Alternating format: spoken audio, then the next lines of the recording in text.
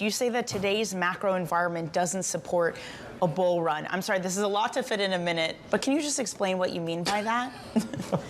Yeah, so today's macro environment, it doesn't support the same bull run as in the 1990s, right? So what I mean by that is, we consider, the markets consider that we're in an AI tipping point, that productivity is going to go much higher or is already much higher, except the data completely disagrees. If you look at productivity growth, is actually quite weak. That might be backward looking, but if you look at CapEx intentions, including from tech, including from intellectual property, software, research and development, all of these numbers remain quite weak. So there isn't the macro data that's telling you, and that's what I mean by the macro environment, which is different, admittedly, from what some of the companies are saying. But the macro data is telling us that there is no sort of AI sort of enhanced productivity right ahead of us, which is what the markets are already pricing, and which is why we're a little bit more careful in making these comparisons with the 1990s. No bubble, but equally we don't have sort of runway for the next 3 to 4 years where the markets continue to rise. 27% annualized gains we saw in the 1990s, not the right comparison.